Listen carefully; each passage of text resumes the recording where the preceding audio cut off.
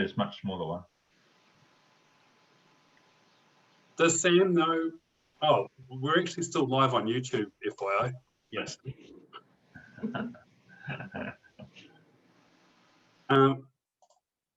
We don't want to say too much about the other councillors and staff and everything then.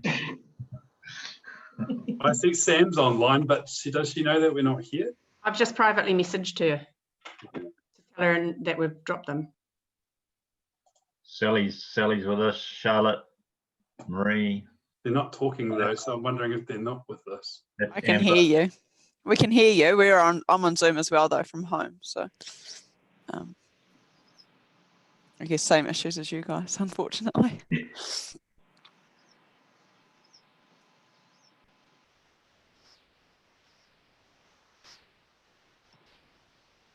Oh, they'll be with us in a moment. I see. Yeah. Yeah, I see. Yeah.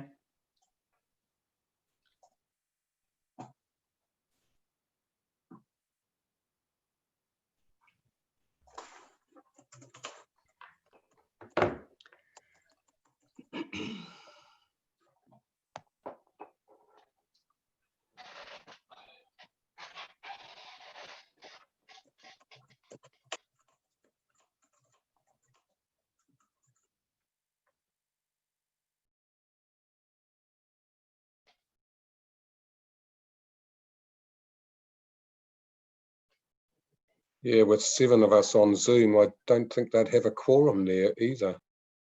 Oh, there was, were they? 6, 7. Yeah. What is a quorum? Do you remember? 7. I think more than half.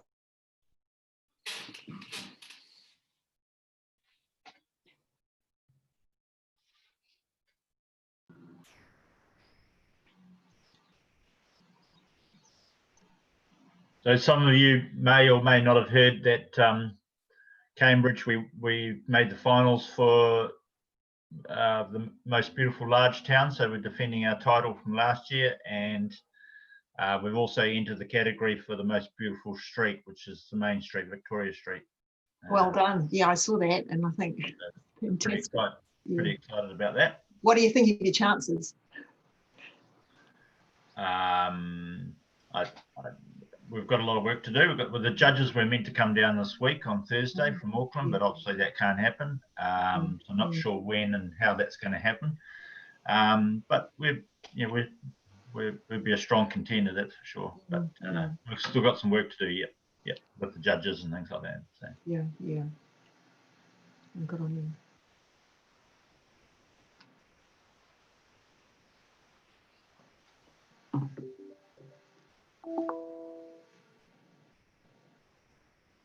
What's that note? And Culinary Cambridge, I don't know if you knew about that. Culinary Cambridge, we started that last year. It was 10 days in September, celebrating and emphasising, promoting our food and chefs and everything in Cambridge. So that was going to be again September this year, and I think we're postponed. We have postponed that, and maybe put that out to November. We've talked to our main sponsors, Foresight Bar, and they're happy with that. Need to talk to Amber. She's probably there online, I think. Talk to her about that as well. So we want that event to go ahead this year, ideally, rather than say February or something next year or something. So. Hey, do we have to this email we just got saying the service delivery at 10:25 a.m. to 12? Do we need to do something different here rather than just stay here? Well, I think it's a public exuded thing. We can ignore that for the moment. Oh, right. Is that just a pop-up reminder on our calendar, is it? No, it was just an email that came through. Oh, well, I don't know what it is. Yeah, it's on our calendar. I've got something different now. I think it's a pop-up reminder on our calendar. It's different, but is it better, Claire? Oh, I like the view. Are you with us, guys? Oh, yes, we are. Yep. But we can't see you. No, we can Oh, hear here you. you are. Though. Yeah. Here we go. Oh, there we go. Great. Fantastic. The whole screen froze and we were worried that you were getting cold. Okay, I'll continue then. Yep, the Victoria Street pedestrian improvement works by the Town Hall will be completed later in the summer when the asphalt surfacing goes down. Then we'll get the final pedestrian island in the middle there. But the curbs and bus stop and street lighting now all in place, and that really has made an improvement to that area. Yep, agreed. The Lamb Good work. Street crossing and Factory Road crossing for the schools will also be completed during the summer, and we're just timing that for school holiday periods to avoid disrupting school activity. So from Megan Jolly there, the next part is our road safety education program, and there's a bit of an idea of what's happened recently with driver fatigue stops, cycle skills training in schools, and different activities. The tables there starting on page 24 talk about the actions for this year. Obviously speed management is a big one, supporting council speed management plan with education and information, continuing with young driver support to get licenses, the business as usual type alcohol and drug impaired driving work that we do. Driver fatigue will continue as an area because in our countryside is often where people fall asleep and crash on the way home. And motorcycle and cycle training also continue along with restraints. Onto passenger transport. Just apologies here, these in my PDF anyway, in the agenda, the two graphs have somehow been overlaid. But fortunately, we can just see the top graph there, bus usage. Yep. It shows the plateauing come March when COVID struck. And so little use, but when we get the latest data, we will see that use has picked up again. The total mobility service is going well, and with that 1,591 journeys for the last financial year, which was good to see. So that is a lot of people making use of a service that they didn't have before. Liz, I can't hear you. Yeah. So the extra service that we see with bus usage just above that graph, I was surprised to how many more people were making use of that extra service as well. Right, yes, that's right. As the evening services, that's what it is, isn't that's it? right. In February, we had a lot more people using that evening service. So the graph sort of peaked up, but then COVID hit and it flattened off. So. Yeah. Brian, sorry, through the chair. Thanks, Mike. Yes. Can I just ask a question just with regard to 3.5 and the subsidy for people with a disability of up to 50%, $12.50 for taxi fares? My question is there Uber in Te Awamutu or Cambridge? And if so, with it being so much cheaper, $12.50 would go a lot further if we do have Uber, and whether that could be worked in or whether that would be thought about if Uber is coming and we haven't got it. Right, so we don't have Uber at the moment, is my understanding, and the scheme relies on a registered taxi service and electronic payment system and trip recording and all sorts of things. And I'm sure Uber could probably do that in the future if it arrives. But yeah, at the moment, we're probably a little bit hamstrung with the technology that we have and because it is run by the regional council for us. May I make a comment to that Driving Miss Daisy actually offers a whole lot more services to the passenger that other taxis don't. And that's where our senior citizens who are a bit disabled are more comfortable with that because they're not rushed. The taxis aren't trying to dump you and get going. And that's why they like Driving Miss Daisy. Thanks, Hazel. Mr. Chair, just quickly to Brian or to Megan more than anything, I'm very interested in your motorcyclists because I have been heavily involved in that. And are you still using Templetons or from Wellington for your training days? Or Quite possibly, I couldn't tell No, you I off was the top just of my head. interested because Megan could, we but have moved from the Waikato University, I believe, to now operating at the airport on the go-kart track. Right. But I think it's an essential service because so many people get out on motorcycles and don't realise the skill levels you need to be a good participant on the road. Yeah, you're quite right. A lot of people only get on their motorcycles on a warm, sunny Sunday afternoon, and so these sort of skill training courses are excellent for those people. So waste minimisation activities is next, and at this point, I'll hand over to Sally to continue. Thanks, Sally. Welcome.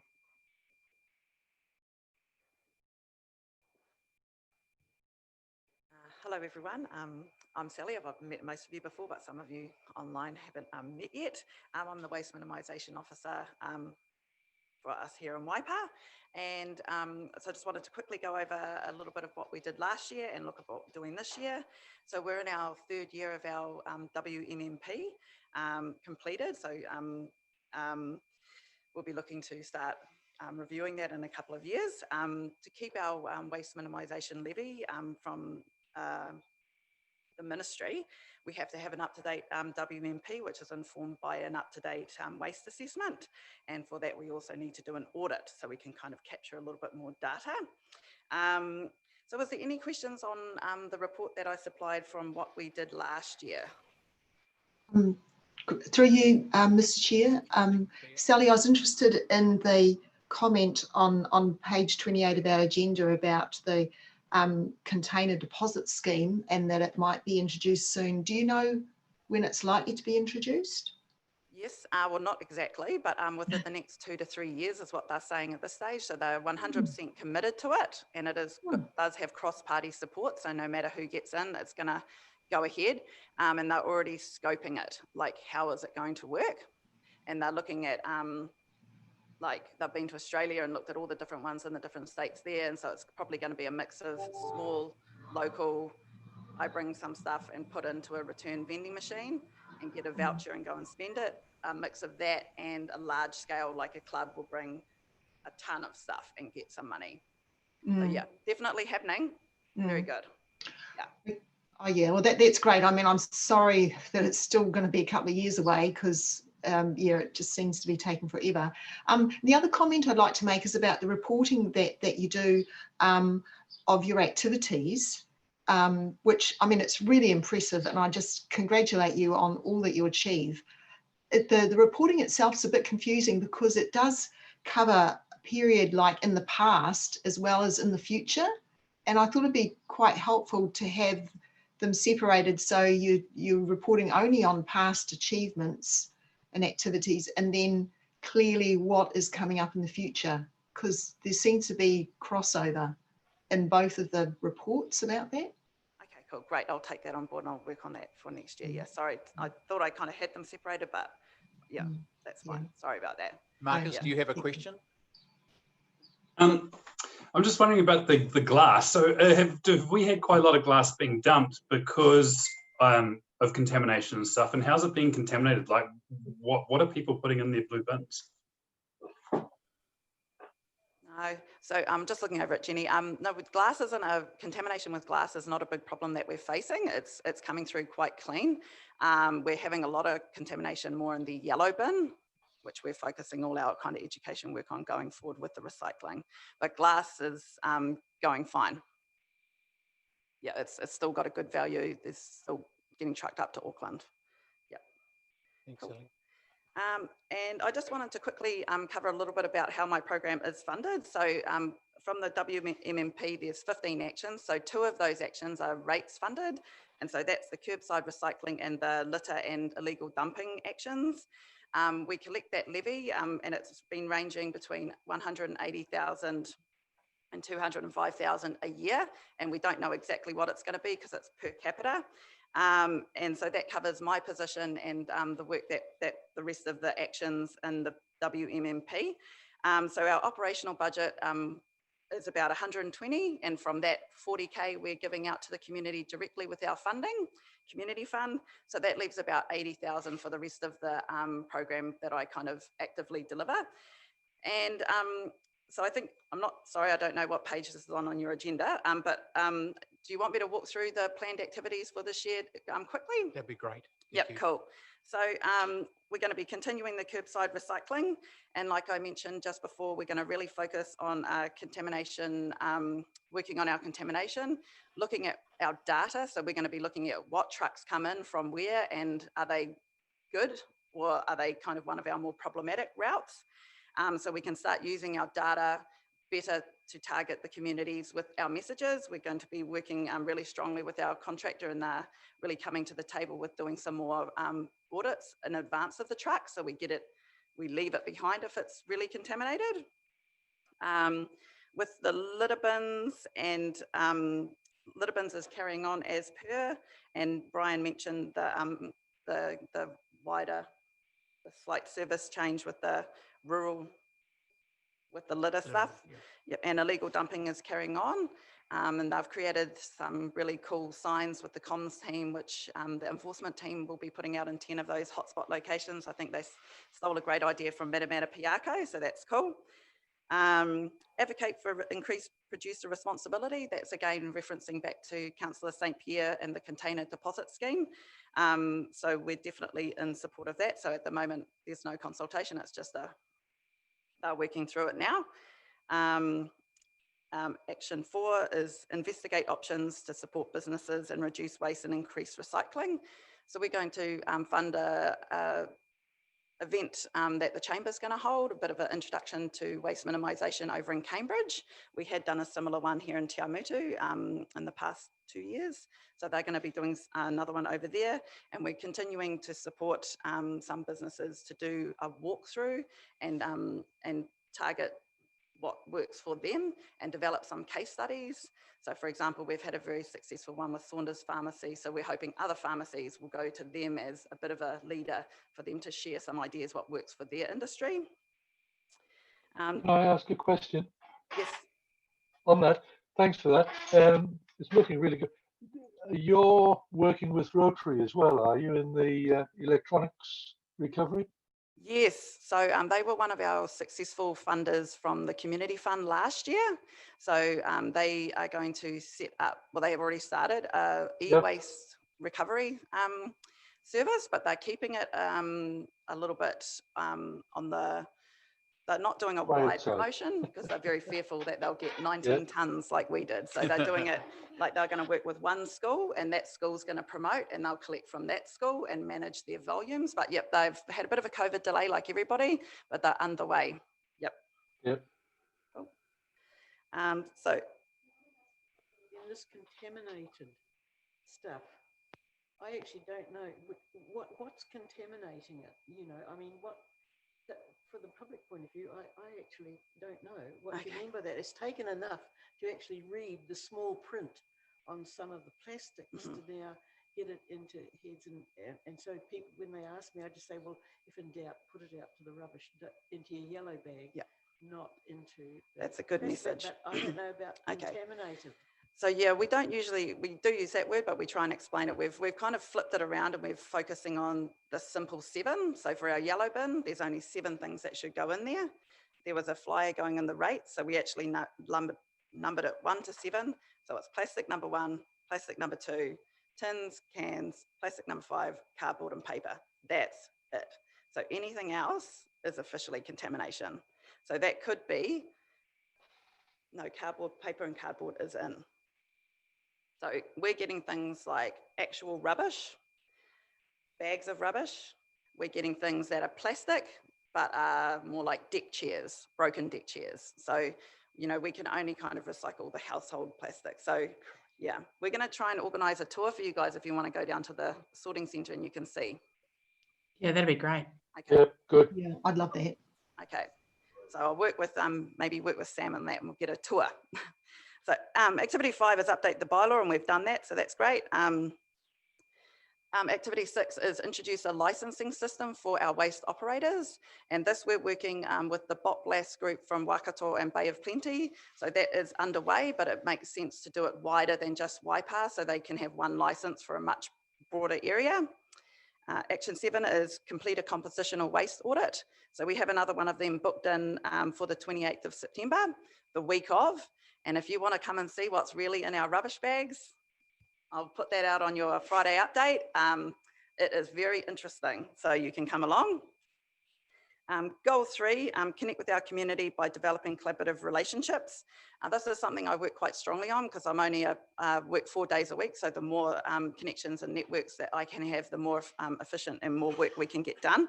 So we're going to be focusing a little bit, working closer with our refuse companies and making sure that we're quite linked up with them. Dawn's saying that, you know, that their customers are our customers in different ways. So we're definitely going to do that. We're putting out a whole bunch of no advertising mail from interested businesses who want to take it up if they've got a interest in waste minimisation. So they're going to be around 10 different places. And so if people don't want to receive that mail, they don't. We're partnering with Mainstream Green, who is going to further partner with 2 schools. So we'll fund her, and those schools will run a fundraising event, and they can generate fundraising from the ticket sales, and she'll do a talk at each school. So just generating a bit of partnership there.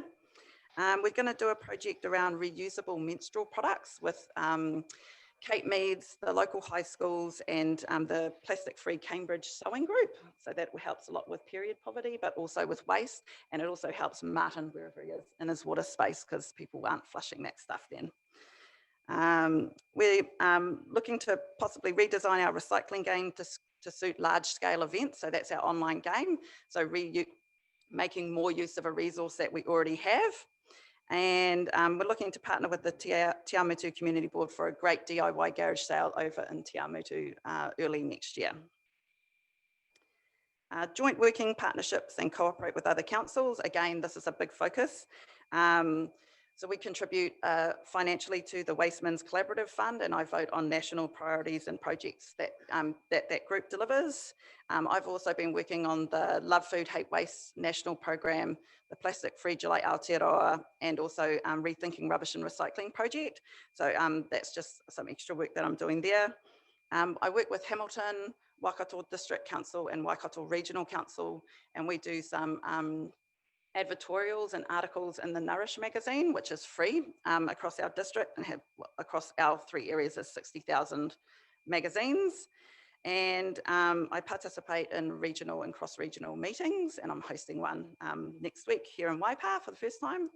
And I've been attending a lot of webinars and things through COVID and at other times to keep up to date with what's happening nationally and internationally, and just trying to learn as much as I can.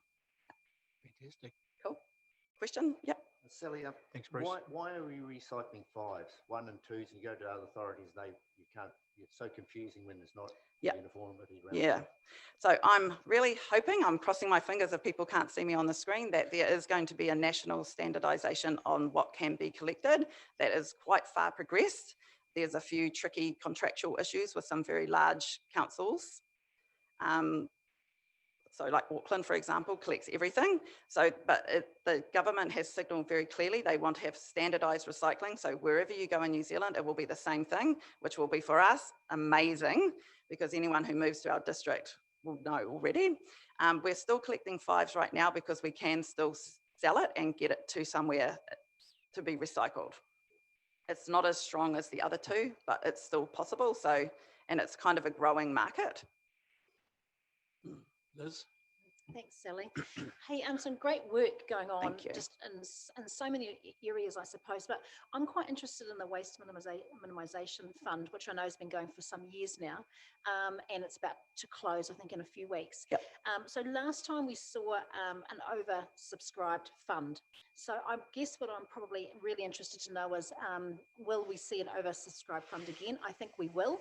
I think there's a lot more interest out there around with the community wanting to recycle. So my question, I suppose, is that fund a little on the light side? Should we be looking to increase that? I see you're looking to kind of sort of align the dates and things, which is good. But I think there's nothing like the community getting together, because it generates more enthusiasm. So I'm wondering your thoughts on increasing that fund. So at the moment, I think We did 36,000 last year over 9 projects. So Yep. what are you anticipating this time? I don't know, because last time was a surprise and it was great, and the quality of the projects was significantly higher, which was really awesome. But I 100% recognise what you're saying. There's a lot of interest out there in waste minimisation, which is great. I don't know how it's going to go this year because we're kind of moving the dates back, so it's just less than a year than when we last advertised it. I would be, and I 100% support what you're saying, that it's way better for the community to develop their own projects and deliver to themselves. That's great. I'm totally about that. With our small budget, it's just where do we go? But one of the big things that's happened recently is the government has confirmed they are expanding and increasing the waste levy. So we might be getting more waste levy, which would then become a lot easier to, with this budget, to put it through to that. But yeah, it's definitely something we can talk about further and see how we go with this year. Yeah. And just in addition to that too, I'm wondering about the scope, because one of the things I've always felt a little, I guess I always wondered why we couldn't use the fund to maybe employ the services of people that could help educate those who have some skill and qualification in that area. And the fund is essentially closed for that. So I was wondering around, improving the scope or widening the scope a little, so that for special events we could use the fund to employ people to spread the word, spread the message around what we're trying to do. Thanks, Lou. Yeah, through you, Mr. Chair. To you, Sally, I'm very, very keen on seeing the no advertising mail, but I wonder whether we're going this the right way around. Perhaps it would be a good idea to actually go to the people that produce this and educate them that it is actually unwanted and unsolicited. 95% of it does just recycled. And I know putting those stickers up is a great idea, but I was wondering whether we could actually increase the budget, as you just said, Liz, and just say to these people that this is not an appropriate way to advertise. There are far more efficient ways of getting it. Use your local media or something along that line, rather than unsolicited mail. Yes, I totally agree with you. And at a national level, Wastemans and this group, the woman who does this sticker is working on that. They have seen a slight shift with COVID-19. They couldn't deliver the mail, the advertising mail. So one of the big players, I think Countdown, has committed to not carrying on and doing it online only, which is great. But yeah, it's something that's hard for us to influence as a small player, when it's national, usually large national companies. But I definitely see your point. And I think the tide is turning. We'll see. Any more questions from the Zoomers? No, just didn't want to miss anybody. Cool. All right, Sally, so. Cool, yep. Activity 10 is continue to support waste education, including working with farms, businesses to achieve waste reduction.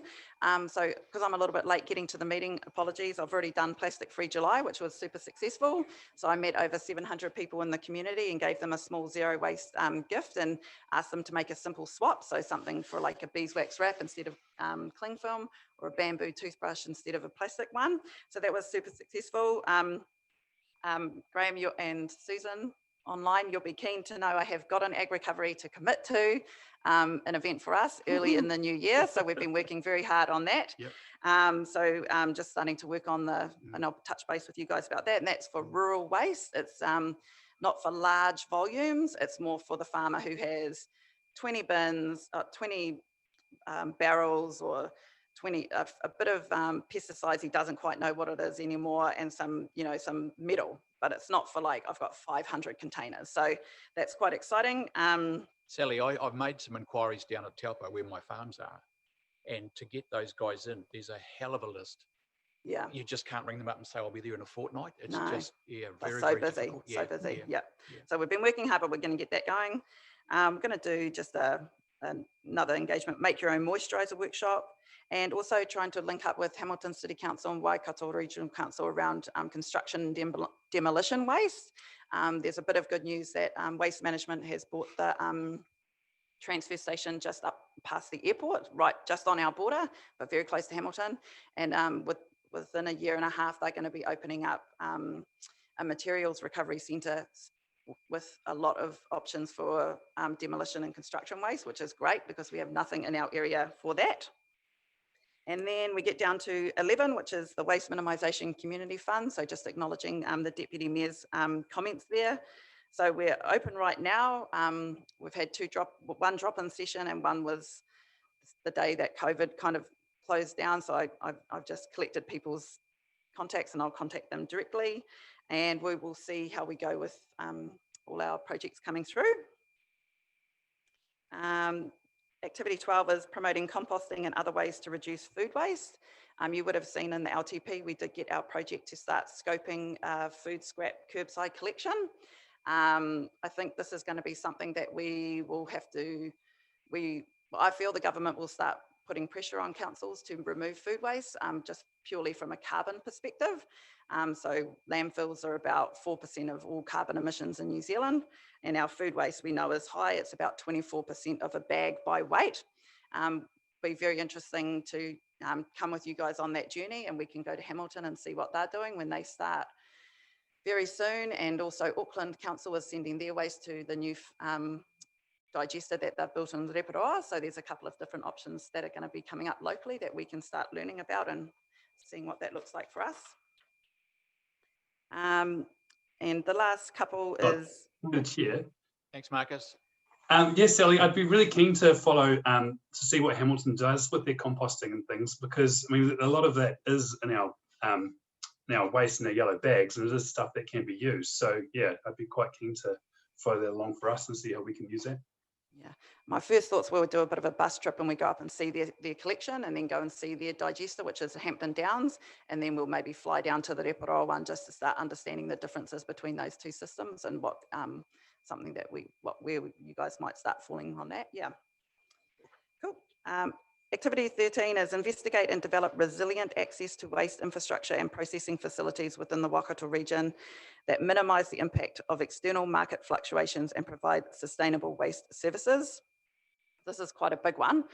So this one I haven't worked a lot on because I'm kind of waiting for the government to do, they're doing a massive collection of where all these waste infrastructure sites are as part of their levy work. So they're going to do that work for us. So that's going to be great. I have started working on a disaster waste management plan, which ironically excludes pandemics, but it's more about natural disasters. So based off council's experience in the 2 Christchurch earthquakes, Kaikoura, the flooding in Whakatane. So they've done a GIS-based problem project where we could go, oh, we anticipate a flood here, and it could generate estimates for us on based off houses or commercial buildings and volumes and type of waste. So we can start planning in advance, where will we go with that?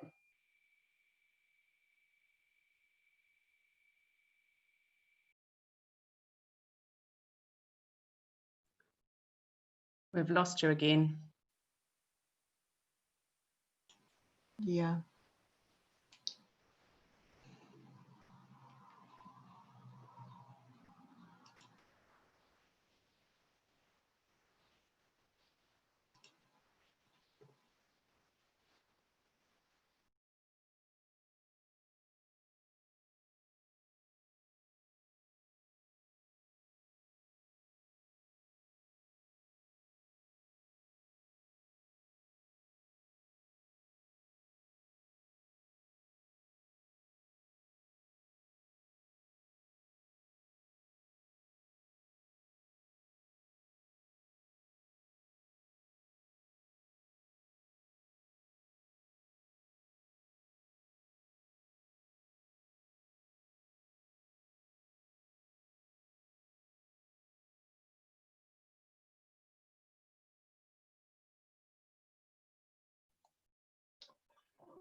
We're back to talking amongst ourselves again, are we?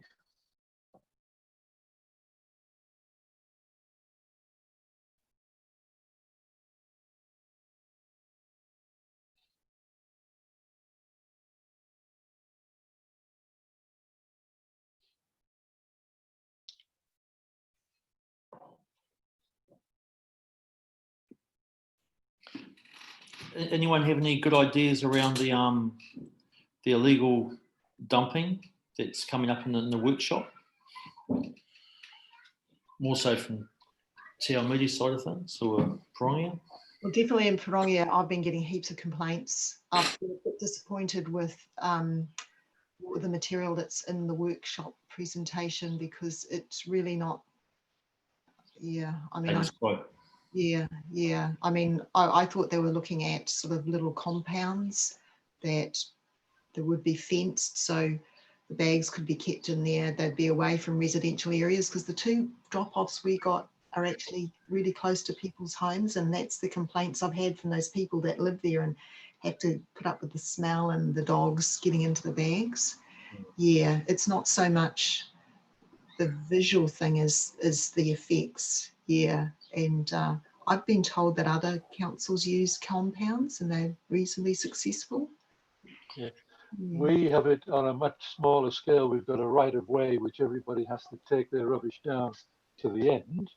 But one of the guys put a kind of a dog pound out there, you know, just a wire mesh compound that takes up to about 10 rubbish bags, and we just layer a top across, and the rubbish guys come along and clear it. But because we got the Pukeko problem here, and they're terrible getting into rubbish. Oh, okay.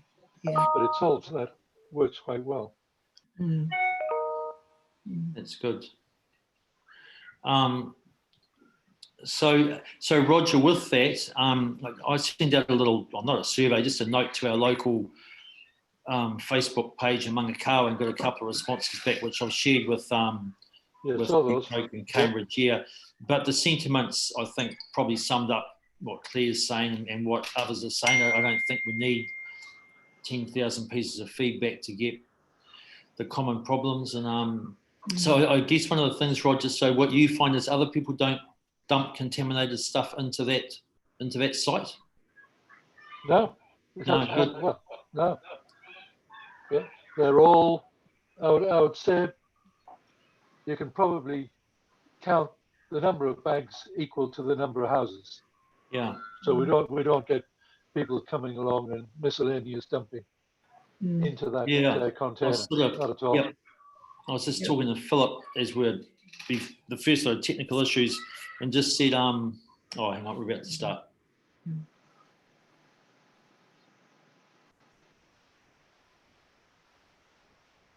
The other thing is that we continue to live stream. So yeah. But I feel they're going to be really successful, because I feel there's a lot of people want to do the right thing. And from our experience over here, that people were just desperate to get it to the right place. Yeah. Through you, Mr. Chair. Oh, sorry, Luke. Yeah, like Jim, I actually attended that, and I do agree that some of the charges were quite high. They were about $50, I think, for an old analog TV with a double grey screen. So They're the worst ones. Charge. Yeah.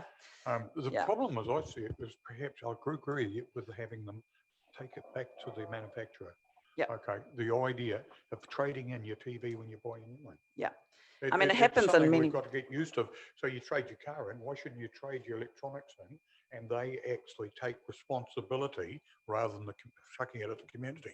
That's 100% right. So it's called product stewardship. It happens many places in the world, and we're very slow in New Zealand to be uptaking that. But for electronics, it's extremely important, because certain brands do designed obsolescence. So, you know, they design their product not to last very long, because they never have to handle all the phones coming back. So, you know, if they actually have to handle it back, they might design things to be repaired easier. They might be able to refurbish things, and it does work really, really well. The big box TV with the double, it is very expensive. It's one of the worst products, because it's quite hazardous. So, you know, the glass is bad, the gas needs to be taken out, and they're large. And a lot of the casing is fire retardant, so that needs to go to a special place. So to be honest, that's kind of like a very hazardous piece of furniture that people have. So that's why the cost is high. That's what it costs to put those things in the right place, unfortunately. Thank you so much. Great information. Good. Thanks, Sally. Brian, have you got some more? Yep, you got a bit more coming. Yep. Cool. Thank you very much. Thank and you. We'll crack on, and I'll just let you know any good things that happen through your Friday updates. I love your passion. Thank you. Thanks, Sally. Keep up the good work. Thank you, Sally. Well done. So just quickly, there's just the performance measures and graphs at the bottom of my report there. And I would just highlight that with the curbside recycling service, the number of complaints has dropped off, but we are striking an issue still with, say, new drivers on the route. So that will create some issues at times, but also we are trying to get a new bin supplier going, because Sulo, who supplied the bulk bins, I guess it is a New Zealand company and manufacturer, but there's so much pressure on them. There's so many councils that are rolling out wheelie bins around the country that supply is an issue. So we're having to go to other places to get replacement bins, and particularly for all the new households who are coming into our district, they're ordering bins and then having to wait quite a period of time to get those bins. So that's causing us a problem. But we're getting to the bottom of it, I believe, aren't we, Jennifer, that getting a new manufacturer on board. In terms of the roading service requests and the like, the total number has dropped off, which is good, but our closing those things off in the system has been a problem for us, and we've got a few, I guess, internal system and process problems going on there, where at times it's still possible to, assign a call to a staff member who's left the organisation and then it doesn't get addressed, or where we have the, for instance, a whole bulk lot of calls are all go to, say, Waipa Networks, and they repair the street lights. But then the close off is not done in good time, so we get a whole lot of items in the system saying it was done late when it was actually done on time. So we've got to deal with those technical issues and sort those out to bring up the response rate in that graph, which we have in our annual reporting showing how we're doing. So I think the actual physical response is good, but our systems and processes are letting us down a little bit there. But we'll get that addressed. So that's the end of my report. Brian, can I just say, have you had any updates? There was no lights in Cambridge on overnight. It was very, very dark when I went walking at 6 this morning, and that's the second time it's happened in the last month. And I just wondered, was there a trip out, or do you have any information about why that's happened? Right. So something like that, where the whole of a town is not working. So there is, just like on your hot water cylinder, there's a relay that the power board send a signal through the system, through the wires. It hits that relay and it flicks and turns the lights on. So when that, if there's something wrong with the signal generator, and that, or something wrong with the system and that signal goes out, but it misses some areas, then the lights don't turn on. And so it's a matter of us reporting that to Waipa Networks, who get in touch with the power company or the power supplier to send that signal again. So that they, and if they have issues with that signal generator, which I think we've got one within our district that controls all the street lights, then the problem will be widespread. So it does happen from time to time, but when we spot it, we get hold of them, and often they can send the signal again and turn the lights on. Thanks, Brian. Through the chair, please. Who's that? Phil. Oh, hi, Phil. Thank you. Yep. Through the chair. There's been reports in town over the last 24 hours, people having issues with their hot water or lack of it. And apparently Waipa Networks feel they've got found the problem and sorting that out. So whether that's connected with the lights, I'm not sure. Thanks, Phil. It could well be connected, because it's exactly the same relay that switches your hot water cylinder, that switches the street lights, but they're coded differently to respond to the signals differently. Okay. Yeah. Thank you. Bruce. Brian, could I just, going back to the CCTV, just for future reference for all of us, I think in the budgets there's a yearly charge of 80,000 for maintenance. Can you just keep us up to date with that? Because that still concerns out in the field, that's a lot of money to maintain it. So that could be brought back to us at some stage. The other thing for our information, Mystery Creek Road, how do we find out, or as councillors, when a road's going to be done up or something? It's like going through Jota bars and it looks like it's in need of attention, but do we directly contact you or the transport? Right. So Mystery Creek Road, I'm trying to think, when I drove through that last, but yeah. So, I mean, if you spot something, you can use the Ateno app on your phone. You can lodge a CRM just by, the front service desk is the good way to get it recorded into the system and get some feedback. So often, you know, if there is a problem area of pavement and you can see it's got white marks around it, then it's in the program and, you know, due for repair. And the bigger repairs that need, you know, either a digger to dig out the pavement or a stabilizing hoe or something like that, we try and avoid doing those through the winter. So we want the best weather so that we can get a good dry surface and make the chip seal stick to it afterwards. So, you know, they'll be doing holding repairs and filling potholes and ruts and things with asphalt and holding them until the weather improves, and then they get stuck in to do the bigger repairs. So I think probably, you know, within the next month or so, there'll be more of that activity going on, the larger scale repairs. Like we just did a whole lot last month in Cambridge, where we milled out the asphalt that was cracked and broken and replaced that, because that's a little bit less weather dependent, but the chip seal surface, we want the dry weather. Personally, I think this would be a major, well, quite a major job. It's, you drive along there, and if there's water, and you sort of just try and miss the water and just go along where the trucks haven't pushed it down. But I don't know. People say, well, what's happening? So okay, no, we'll get into Thank you. Thanks for that explanation. Well, that's been a really good session. Finally, thanks everybody for that. And there's a recommendation that Brian's report be received. So I'm moving a second to Hazel and Lou. All those in favour say aye. Against? Aye. Aye. One question. What are all those little squares that are being dug in the middle of the road? And because, you know, with traffic management there, and I thought, what on earth are they doing? And these little, perhaps not square, maybe it's an oblong, but what are they doing? Yeah, it's probably water main work where they're digging holes to find the existing services in the ground to plot the route of the new water main to avoid hitting things. Because the technology, Martin can talk about it better, but they drill the pipes into place these days. And so they need to know exactly where that service is and how deep it is so they don't drill through it.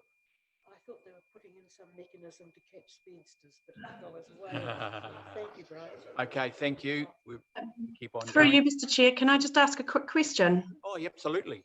Hey, thanks for that, Brian. Just question, and I assume it's all tickety boo, but certainly after lockdown, I noticed that there were a lot of road markers and road signs rurally that people had got a bit creative with or been knocked over by trucks and what have you. Are our contractors confident that they're up and going and addressed all of those deficits? Because at one point, sort of out this way, it was pretty much every fifth or sixth road marker, which when you were moving into a real foggy season is quite dangerous. So are you able to confirm that they're up to speed with having got round the district and corrected all of that contract work? They are certainly catching up. You're quite right. There were a lot of marker pegs missing and signs on an angle and things like that. But a lot of that, you know, I've certainly noticed in my travels recently, like Culinary Cambridge Road has had all new marker pegs in place. So we are catching up. All right, Sue. Through the chair. Yeah, it was just a bit. It was a bit anxious coming home through the kind of Chamberlain Road, Flat Road area of recent weeks on account of the missing markers. That's all, and we've had some pretty heavy foggy nights. That's all. I just want to make sure that it was flagged and it was on the definitely to-do list. Through Philip. Through the chair, please. Question to Brian. Grey Road, I get. I mean, it's my place of residence, not my place of as a councillor, but place of residence. I get the residents talk to me a lot about Grey Road and the maintenance there, and the water diversion down the side of the road. It goes straight across the road. Harbert Road is in really great shape, but Grey Road, yeah, they're always pulling me up about that one. Is there a policy, or not a policy, is there a budget? Are you looking at metling some of these one-way roads, these no exit roads? Any comments on that, please? Yep, so probably just about every month we're doing some metling. So our inspectors are out there looking at those roads and deciding when they need metling, and probably just about every month there's some of that activity going on a metal road around our district. So if Grey Road needs some metal, I'm sure it'll get it very soon. Yeah, thanks, Brian. All right. Next item. Three Waters program. See Martin there. Welcome, Martin. Chief executives come in. Now, the Zoomies are having a little bit of difficulty hearing us. So can you just bring your microphone a lot closer so that they can pick us up? Hazel, just bring yours around so you're talking actually into it like I am. They're having, yeah, thank you. Yeah, that's great. Thanks, thanks. Morning, Martin. Morning, everyone. I thought I'd just give a quick, I guess, summary in terms of the paper that's coming to you this morning. I know many of you took up the opportunity to attend the Local Government New Zealand DIA workshop that was held recently in Hamilton that gave an outline in the background to what this paper is summarising. So what we're looking for today, I guess, is your expectations and ultimately a commitment for us to proceed to sign the MOU and to participate, I guess, in this wider sector conversation about reform within the waters area. I know that many of you have a lot of experience in terms of conversations previously around what both an asset and owning and non-asset owning CCO might look like for our communities. And I think that given that experience, it's an opportunity for Waipa to help support the wider Waikato and beyond, I guess, in terms of those insights into those previous conversations. So I also wanted to just share with you that at the Mayoral Forum earlier this week, there was an indication that the funding that is available if we do become a signatory to the MOU and participate in this process, you'll be aware that funding comes in two components. One component is a local share that is provided to Waipa District Council. The other portion, the other 50% portion, is provided to the region on the basis that at least 3/4 of the councils within a regional boundary area take up this opportunity, that regional funding becomes available, and that the Mayoral Forum have supported the proposal as per the LGNZ DIA paper that gets distributed on the same basis. So in other words, the 3.41 million that Waipa would receive if we become a signatory is that would become the 6.82 million in terms of also taking up our regional shares. So that's, I just wanted to give a little bit of a summary of the paper. I don't know, Martin or Gary, if you've got any thoughts that you wanted to share. Only that this is a signal of a good faith discussion between the council, other councils and the Department of Internal Affairs. Clearly, the Crown can't expect us to commit to the next phase because of course we don't know what we're committing to at the stage, but all they're asking for is a good faith discussion. I guess the other discussion we could have is so what rationally could we turn our minds to by way of use for the 6.82 million of money, and it's fair to say, given the huge pressure that our budgets are under, we see a significant opportunity to bring expenditure forward from next year to reduce the impact of increasing rates next year. So a great opportunity for us to focus on particularly those projects that have a significant operating component.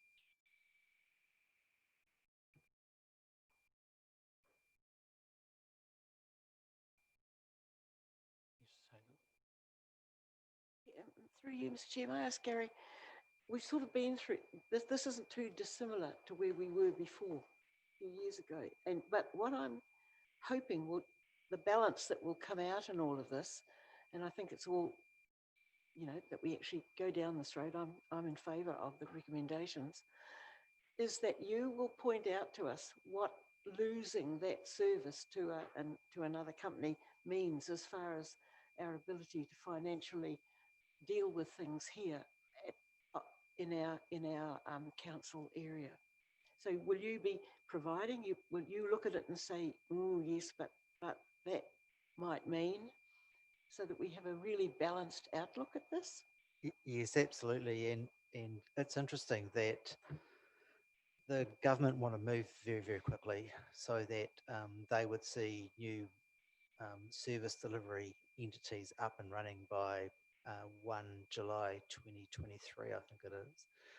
So we have to make decisions quite quickly. Now, we spent 3 years talking about an arrangement that would see just 3 councils involved in a CCO. So this involves a lot more territorial authorities.